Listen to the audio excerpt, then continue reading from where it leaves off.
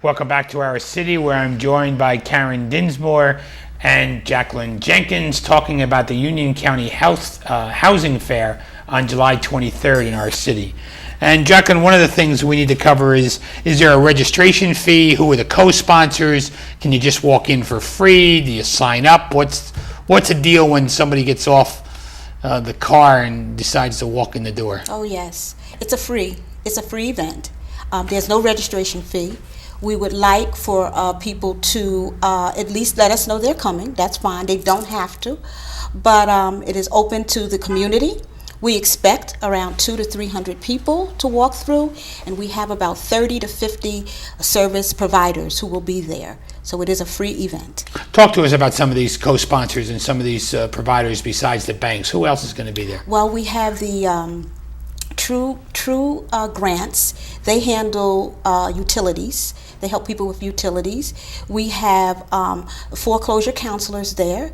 We have the Coalition for the Homeless, and we have the Central Jersey Legal Services. We have, of course, the lenders, the banks that are coming in. We have a weatherization agency coming in, and that's just a few. And it'll be well attended by not only people, but sponsors as well, right? Yes, absolutely. Mm-hmm. And Karen, you spoke about the Union County Foreclosure Task Force. I believe Susan Ucci of my staff sits on that. Yes. And is there representation throughout the county or just certain areas? And when do you meet? Tell us a little bit more about the mechanics of that. Sure. The task force was formed in December of 2008, largely because, as you discussed, the foreclosure crisis hit. And we formed the task force to address that issue overall. I will say we have about 45 members on the task force, and it's the only venue that these folks come together to talk about this issue. So that's one of the unique facets of the task force. We have representatives from municipalities such as the City of Elizabeth. We have representatives from the Union County government, from state legislators. We also have nonprofit organizations. Brand New Day is one example, but there's many other nonprofits, some of which Jackie just mentioned will be participating in the housing fair. There are representatives from the state in the mediation program and the courts. The county clerk is represented because foreclosures get filed through her office. So it's the first opportunity for all these folks really to come together and talk about what's working, what's not, how big is the problem, and what can we do about it. We tend to meet once a quarter, but we do have 4 subcommittees of the Foreclosure Task Force that do a lot of the work behind the scenes, and they meet separately.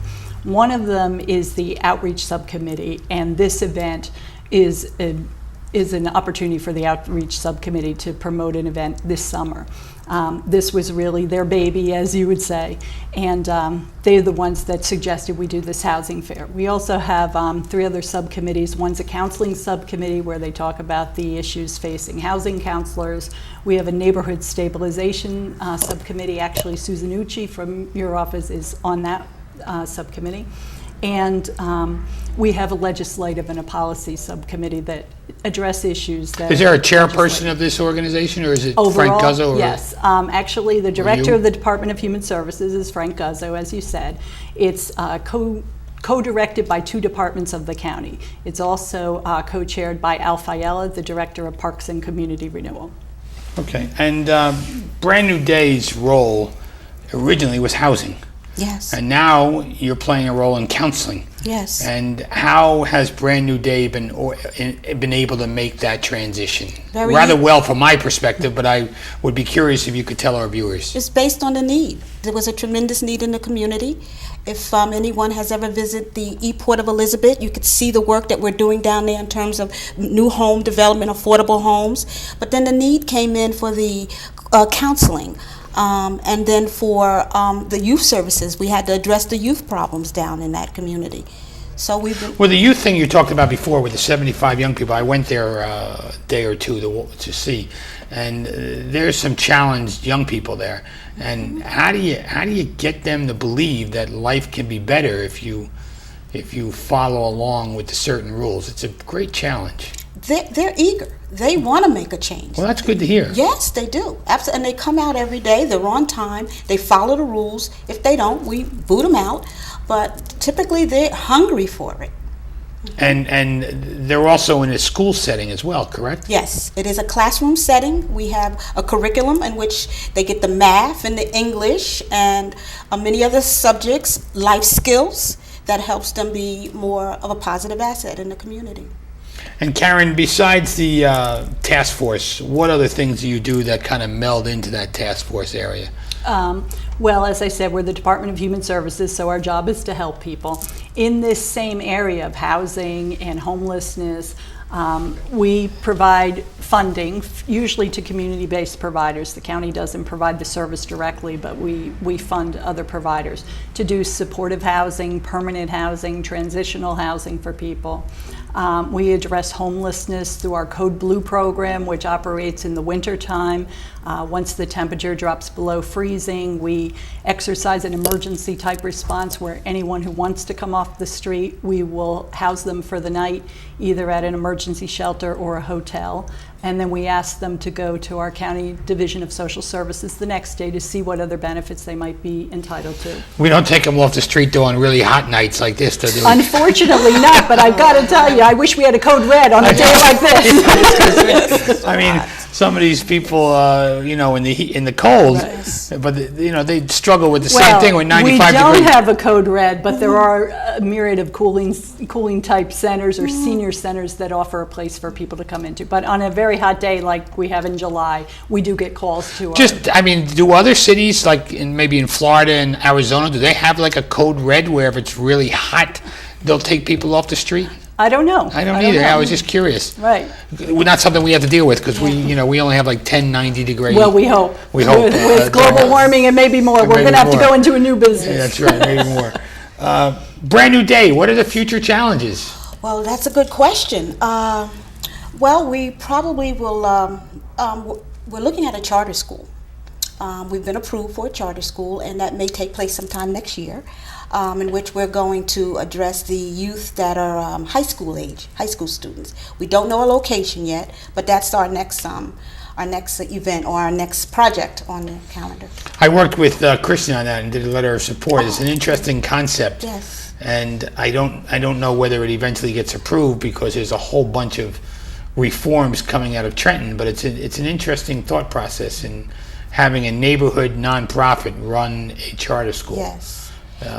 It's a challenge, but it's an interesting concept. Mm-hmm. Well, our application is in, and like you said, we're waiting to see for the final approval, but our application is in. Well, where is the health fair again?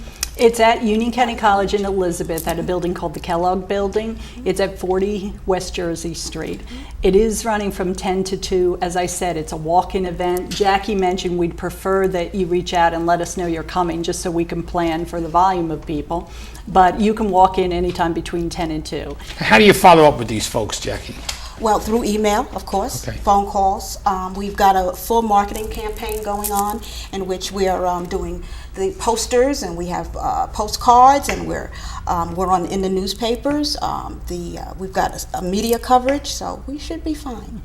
And Senator Lesniak just ran a jobs fair over there, and he expected about 300 or 500 people. We wound up with 1,500 people came in and out of Union County College. So I don't know the foreclosure situation on numbers. I know the basic numbers when it comes to a house that's foreclosed in the city, but as far as the people who may be facing it, it's kind of a hidden number, and it's hard to figure who's going to come because the stigma of sitting there with a counselor is hard to imagine. Yes, absolutely. And that's why we're addressing the homeowners, the tenants, and first-time home buyers, because we want to help those first-time home buyers get their credit in shape so that they can buy new homes. So it's just not for foreclosures, it's for the first-time home buyers also. Yeah, we did a lot of work with first-time home buyers in this city, and hopefully some of them will understand the concept and be able to hang on. So I want to thank the both of you for taking the time to join me on the show this evening. Look forward to seeing you at the Housing Affair, and hopefully it's going to be a great turnout, and we can help people.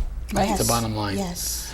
For Karen Dinsmore and Jacqueline Jenkins, I'm Chris Bolwage. We'll see you next week on another edition of Our City.